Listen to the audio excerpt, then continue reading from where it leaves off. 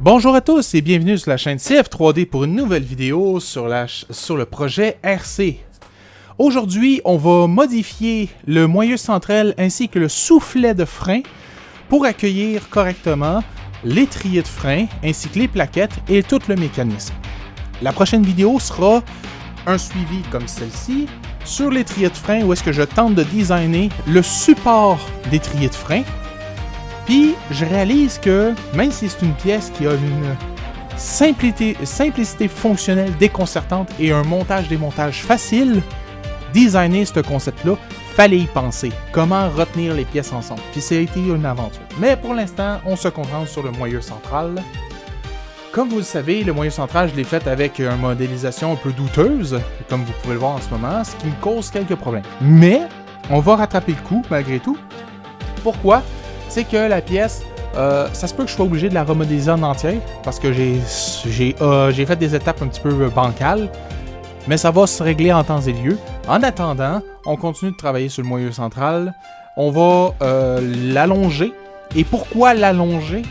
C'est que lorsque le disque va apparaître, comme vous pouvez le voir, il va être décalé du soufflet.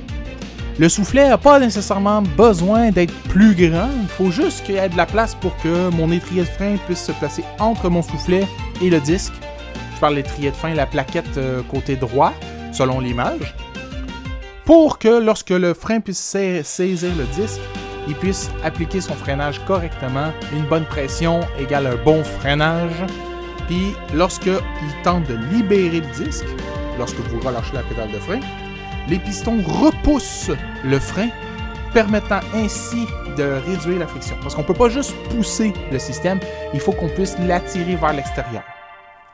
Puis ça va être tout un principe de design, parce que malheureusement, je n'ai pas d'étrier de frein entre mes mains, puis les images que je trouve, que je cherche, ne sont pas très explicites. Mais chaque chose en son temps. En attendant, je vous laisse profiter de la vidéo, et on se revoit à la fin.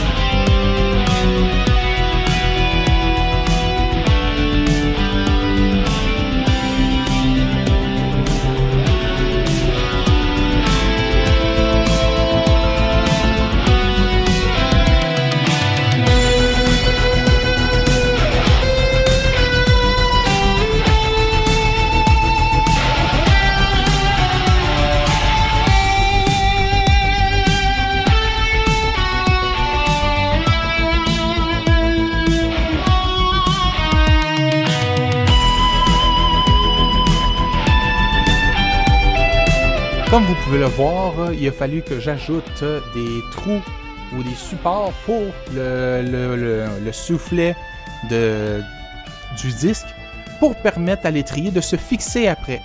Je vais faire des énormes trous pour que la vis qui soit utilisée soit la plus grosse possible Pourquoi? C'est que je veux principalement de la force mais éviter que le cisaillement, lorsque l'étrier va serrer le disque, coupe les vis.